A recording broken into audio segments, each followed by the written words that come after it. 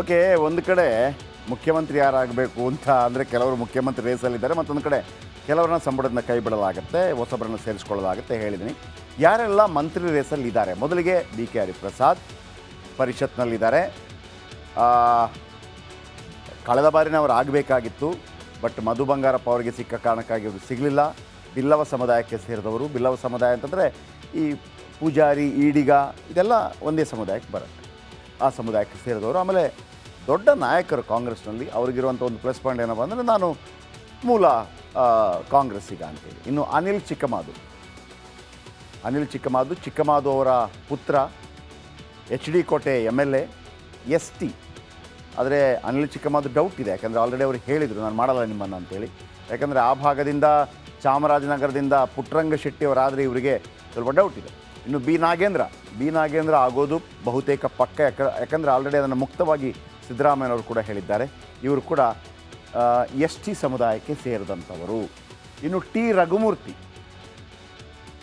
ರಘುಮೂರ್ತಿ ಚಳ್ಳಕೆರೆಯಿಂದ ರೇಸಲ್ಲಿದ್ದಾರೆ. ನೋಡಬೇಕು ಇವ್ರದ್ದು ಏನಾಗುತ್ತೆ ಅಂತೇಳಿ. ಯಾಕಂದರೆ ರಘುಮೂರ್ತಿ ಆಗುವಂಥ ಅಂದರೆ ಬೇರೆ ಬೇರೆ ಮಾನದಂಡಗಳನ್ನು ನೋಡ್ತಾರೆ.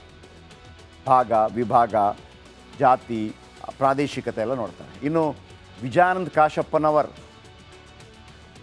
ಇವರು ಭಾಳ ದೊಡ್ಡ ರೇಸಲ್ಲಿದ್ದಾರೆ. ಯಾಕಂದರೆ 2A ಇದೆಯಲ್ಲ, ಈ 2A ಹೋರಾಟಗಳಾಯ್ತಲ್ಲ, ಇವರ ತಂದೆ ಕಾಶಪ್ಪನವರು ಅಂತಿದ್ರು. ನೀವು SM ಕೃಷ್ಣ ಸರ್ಕಾರದ ಅವಧಿಯಲ್ಲಿ ನೀವು ನೋಡಿರ್ಬೋದು ಅವ್ರನ್ನ. ಒಂದು ಟೋಪಿ ಹಾಕ್ಕೊಂಡು ಅವ್ರದ್ದೇ ಆದ ಒಂದು ಗತ್ತಿತ್ತು. ಈ ಪಂಚಮಸಾಲಿ ಮಠಗಳನ್ನು ನಿರ್ಮಾಣ ಮಾಡಿದರು, ಸ್ವಾಮೀಜಿಗಳನ್ನು ಅಲ್ಲಿ ನಿಯುಕ್ತಿಗೊಳಿಸಿದರು. ಆ ಮೂಲಕ ಪಂಚಮಸಾಲಿ ಈಗ 2A ವರ್ಗ ಹೋರಾಟ ಆಗ್ತಾ ಇದೆಯಲ್ಲ, ಇವರ ತಂದೆಯವರ ಕಾರಣದಿಂದಾಗಿ ಅದು ಆಗ್ತಿರೋದು. ಅರ್ಥ ಆಯ್ತಾ? ಕಾಶಪ್ಪನವರ ಕಾರಣದಿಂದಾಗಿ ಆಗ್ತಿರೋದು. ಇವರು ಅದನ್ನು ಈಗ ಮುನ್ನಡೆಸ್ತಾ ಇದ್ದಾರೆ. ನಿಮ್ಗೆ ಅನಿಸಿರ್ಬೋದು ಅವತ್ತು BJP ಸಂದರ್ಭದಲ್ಲಿ ಕೂಡ ಅಲ್ಲಿ ಯಾರು ಬಸವನಗೌಡ ಪಾಟೀಲ್ ಯತ್ನಾಳ್ ಇರ್ತಾಯಿದ್ರು, ಆಮೇಲೆ ಮುರುಗೇಶ್ ನಿರಾಣಿ ಇರ್ತಾಯಿದ್ರು. ಅದು BJP ಓರಿಯೆಂಟೆಡ್ ಏನು ಪ್ರತಿಭಟನಾ ಅಂತ ಹೇಳಿದಾಗ ಆಮೇಲೆ ಮೃತ್ಯುಂಜಯ ಸ್ವಾಮೀಜಿ ಇರ್ತಾಯಿದ್ರು. ಅದರ ಹಿಂದೆ ಇವರಿದ್ದರು, ವಿಜಯಾನಂದ ಕಾಶಪ್ಪನವರು. ಅಲ್ಲಿ ಕಾಂಗ್ರೆಸ್ BJPಗಿಂತ ಹೆಚ್ಚಾಗಿ ಇವರ ಮುತುವರ್ಜಿ ಇದ್ದದ್ದು 2A ಪಂಚಮಸಾಲಿ ಲಿಂಗಾಯತರಿಗೆ ಸಿಗಬೇಕು ಅಂತ ಹೇಳಿ. ಮೊನ್ನೆ ನಡೆದಂಥ ಲೋಕಸಭಾ ಚುನಾವಣೆಯಲ್ಲಿ ಇವರ ಪತ್ನಿ ವೀಣಾ ಕಾಶಪ್ಪನವರು ಕೊಪ್ಪಳದಿಂದ ಹೌದು ದೊಡ್ಡ ಮಟ್ಟದ ಹೋರಾಟದಲ್ಲಿದ್ದರು. MP ಸೀಟ್ ಸಿಗಬೇಕು ಅಂತೇಳಿ ಸಿಗಲಿಲ್ಲ. ಆದರೆ ಕಳೆದ ಬಾರಿ ಲೋಕಸಭಾ ಚುನಾವಣೆಯಲ್ಲಿ ಅವರಿಗೆ ಕೊಟ್ಟಿದ್ದರು, ಅವ್ರಿಗೆ ಗೆಲ್ಲಲಿಲ್ಲ. ಈ ಬಾರಿ 10 ಕರೆದು ರಂಪ ಭಾಳ ಆಗಿತ್ತು, ಅವರಿಗೆ ಸಿಗಲಿಲ್ಲ. ಅದೇ ಕಾರಣಗಳಿಟ್ಕೊಂಡು ಈ ಬಾರಿ ಇವರಿಗೆ ಸಿಗುತ್ತಾ ಅನ್ನುವಂಥ, ಅಂದರೆ ಆ ಫ್ಯಾಮಿಲಿ ಕೊಡಬೇಕು ಅಂತೇಳಿ ಬರುತ್ತೇನೋ ಗೊತ್ತಿಲ್ಲ, ಏನಾಗುತ್ತೆ. ಇನ್ನು ವಿನಯ್ ಕುಲಕರ್ಣಿ ಧಾರವಾಡ. ವಿನಯ್ ಕುಲಕರ್ಣಿ 13-18 ಅವಧಿಯಲ್ಲಿ ಮಂತ್ರಿ ಆಗಿದ್ದರು. ಸಿದ್ದರಾಮಯ್ಯನವರು ಇವರ ಬಗ್ಗೆ ಭಾಳ ನಿರೀಕ್ಷೆ ಇಟ್ಟಿದ್ದರು. ಆ ಭಾಗದಲ್ಲಿ ಹುಬ್ಬಳ್ಳಿ ಧಾರವಾಡ ಭಾಗದಲ್ಲಿ ಇವರ ಬಗ್ಗೆ ಭಾಳ ನಿರೀಕ್ಷೆ ಇಟ್ಟಿದ್ದರು. ಇವರು ಅಷ್ಟೇ ಒಂದು ದೊಡ್ಡ ಡೈರಿ ನಡೆಸ್ತಾರೆ. ಅಲ್ಲೊಂದು 2000 ಎಮ್ಮೆ ಇರಬೇಕು. ಭಯಂಕರ ಡೈರಿ ಅದು. ನಿಜವಾಗ್ಲೂ ನೀವು ಪಕ್ಷಭೇದ ಮಾತಾದ್ರೆ ಆ ಡೈರಿನೊಮ್ಮೆ ನೋಡಬೇಕು. ಆ ಥರ ಅದ್ಭುತವಾಗಿ ಮಾಡಿದ್ದಾರೆ.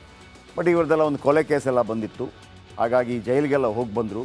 ಹಾಗಾಗಿ ಇವರಿಗೆ ಟಿಕೆಟ್ ಸಿಗೋದೇ ಡೌಟ್ ಆಗಿತ್ತು.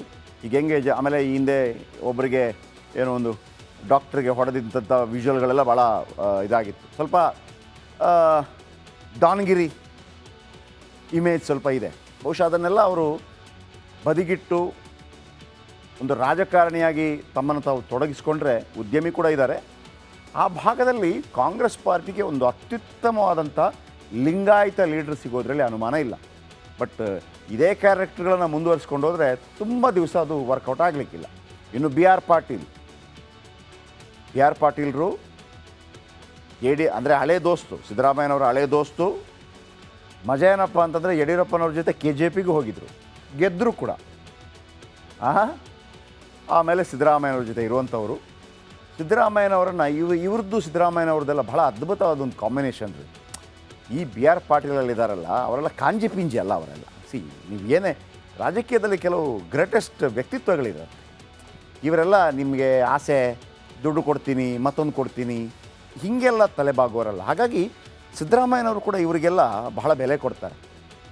ಆಮೇಲೆ ಇವರು ಕೂಡ ಬಹಳ ಪಾಸಿಟಿವ್ ಆಗಿ ಟೀಕೆ ಮಾಡುವಂಥ ಅರ್ಹತೆಯನ್ನು ಕೂಡ ಹೊಂದಿದ್ದಾರೆ.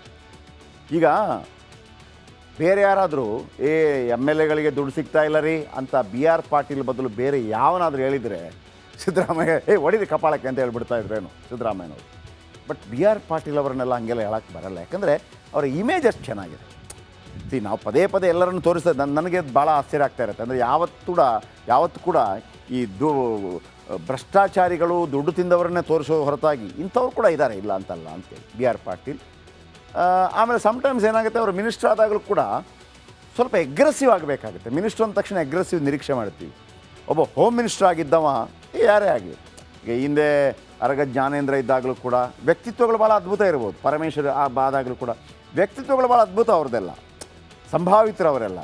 ಹಾಗಂತ ನೀವು ಮೇಂಟೈನ್ ಮಾಡ್ತಿರೋದು ಯಾವುದನ್ನು, ಗೃಹ ಇಲಾಖೆ ಕಳ್ಳ ಕಾಕೋರೆಲ್ಲ ನಿಮ್ಮ ಅಂಡ್ರಲ್ಲಿ ಬರ್ತಾರೆ. ಅವ್ರ ಹತ್ರ ನೀವು ಸೊಫೆಸ್ಟಿಕೇಟೆಡ್ ಆಗಿ ಮಾತಾಡಬಾರ್ದು. ಅವ್ರ ಹತ್ರ ಖದರ್ರಾಗೇ ಇರಬೇಕು. ಒಬ್ಬ ಪೊಲೀಸ್ ಆಫೀಸರ್ ಇದ್ದವನು ಖದರ್ರಾಗಿರ್ಬೇಕು. ಅವನು ಪೆಕ್ರ ಥರ ಇದ್ರೆ ನಮಗೆ ಇಷ್ಟ ಆಗಲ್ಲ. ಅದು ಜನಮಾನಸದಲ್ಲಿ ಇರುವಂಥದ್ದು. ಸೊ ಹಾಗೆ ಇವರಿಗೆಲ್ಲ ಮಂತ್ರಿ ಆದರೆ ಬಂದ ಪುಟ್ಟ ಹೋದ ಪುಟ್ಟ ಅಂತ ಆಗದೇ ಇರಲಿ ಅಂತ ಒಳ್ಳೆ ಮಂತ್ರಿಗಳಾಗಲಿ. ಬಿ ಕೆ ಸಂಗಮೇಶ್, ಭದ್ರಾವತಿ, ಲಿಂಗಾಯತರು, ಕಾಂಗ್ರೆಸ್ ಎಮ್ ಎಲ್ ಎ, ಇವ್ರಿಗಾಗಿ ಪಾಪ ಒಂದು ಟೈಮಲ್ಲಿ ಇದೇ ಸಿದ್ದರಾಮಯ್ಯನವರು ಸಿ ಎಮ್ ಇಬ್ರಾಹಿಮ್ಗೆ ಒಂದು ಟಿಕೆಟ್ ಕೊಡಬೇಕು ಅಂತೇಳಿ ಇವರಿಗೆ ಟಿಕೆಟ್ ತಪ್ಪಿಸಿ ಸಿ ಎಮ್ ಇಬ್ರಾಹಿಂ ಕೊಟ್ಟು, ಸಿ ಎಮ್ ಇಬ್ರಾಹಿಂ ಸೋತು, ಸಂಗಮೇಶ್ ಒಂದು ರೀತಿಯಲ್ಲಿ ಸೈಡ್ಲೈನೆಲ್ಲ ಆಗಿ ಈಗ ಮತ್ತೆ ರೇಸಲ್ಲಿದ್ದಾರೆ. ಅಜಯ್ ಸಿಂಗ್ ನೋಡಿ, ಅಜಯ್ ಸಿಂಗ್ ಮತ್ತು ಪ್ರಿಯಾಂಕರ್ಗೆ ಜೊತೆಯಾಗಿ ಹೇಗೆ ಇವರ ತಂದೆ ಧರ್ಮಸಿಂಗ್ ಮತ್ತು ಮಲ್ಲಿಕಾರ್ಜುನ ಖರ್ಗೆ ಹೇಗೆ ಫ್ರೆಂಡ್ಸೋ, ಅವರ ಮಕ್ಕಳು ಕೂಡ ಫ್ರೆಂಡ್ಸ್. ಯಾರು? ಅಜಯ್ ಸಿಂಗ್ ಮತ್ತು ಪ್ರಿಯಾಂಕರ್ಗೆ 3 ಬಾರಿ ಗೆದ್ದರು, ಇವರು 3 ಬಾರಿ ಗೆದ್ದರು. ಪ್ರಿಯಾಂಕರ್ಗೆ 2ನೇ ಬಾರಿನೇ ಮಂತ್ರಿ ಆಗಿಬಿಟ್ರು. ಎರಡನೇ ಬಾರಿನ ಫಸ್ಟ್ ಟೈಮ, ಬಟ್ 2 ಸಲ ಮಂತ್ರಿ ಆದರು. 3 ಬಾರಿಯಲ್ಲಿ 2 ಬಾರಿ ಮಂತ್ರಿ ಆದರು. ಫಸ್ಟ್ ಟೈಮೇ ಮಂತ್ರಿ ಆದರು. ಇವರು ಪಾಪ 3 ಬಾರಿ ಗೆದ್ದರು ಕೂಡ, ಇವರು ಕೂಡ ಮುಖ್ಯಮಂತ್ರಿ ಮಗನೇ, ಇವ್ರಿಗಾಗಲೇ ಇಲ್ಲ. ಇರಲಿ, ಅವಕಾಶ ಏನಿದೆ ಗೊತ್ತು. ತನ್ವೀರ್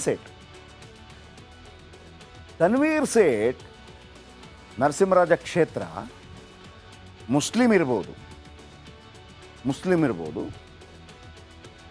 ಆದರೆ ಈಗ ಸಾಧಾರಣವಾಗಿ ಮುಸ್ಲಿಂ ಅಭ್ಯರ್ಥಿಗಳು ಅಂತ ಹೇಳಿದಾಗ ಅವರ ಭಾಷೆ ಒಂಥರ ಬೇರೆ ಕನ್ನಡ ಇರುತ್ತೆ. ಬಟ್ ತನ್ವೀರ್ ಸೇಠ್ ಹಂಗಲ್ಲ. ಎಜುಕೇಷನ್ ಬಗ್ಗೆ ಅತ್ಯದ್ಭುತವಾದಂಥ ಒಂದು ನಾಲೆಜ್ ಹೊಂದಿರುವಂಥ ನಾಯಕ ನನ್ನ ಪ್ರಕಾರ. ಅವರು ಎಜುಕೇಷನ್ ಮಿನಿಸ್ಟರ್ ಆಗಿದ್ದರು. ನಾವು ಅವರಿಗೆ ಬೇರೆ ಬೇರೆ ಪ್ರಶ್ನೆಗಳನ್ನು ಹಾಕ್ತಾ ಇದ್ವಿ. ತನ್ವೀರ್ ಸೇಠ್ ಅವರಿಗೆ ಸಮರ್ಥವಾಗಿ ನಿಭಾಯಿಸಬಲ್ಲ, ಯಾವುದೇ ಇಲಾಖೆಯನ್ನು ಸಮರ್ಥವಾಗಿ ನಿಭಾಯಿಸಬಲ್ಲ. ಮತ್ತು ತನ್ವೀರ್ ಸೇಠ್ಗಿರುವಂಥ ಒಂದು ಕೆಪಾಸಿಟಿ ಏನಪ್ಪ ಅಂತಂದರೆ ಎಲ್ಲರನ್ನ ಜೊತೆಯಾಗಿ ತೆಗೆದುಕೊಂಡು ಹೋಗುವಂಥ ಒಂದು ಕೆಪಾಸಿಟಿ ಇದೆ. ಆದರೆ ಒಮ್ಮೊಮ್ಮೆ ಏನಾಗುತ್ತೆ ನೋಡಿ, ಜಮೀರ್ ಅಹ್ಮದ್ ಖಾನ್ ಥರ ಸಾಧ್ಯ ಇಲ್ಲ.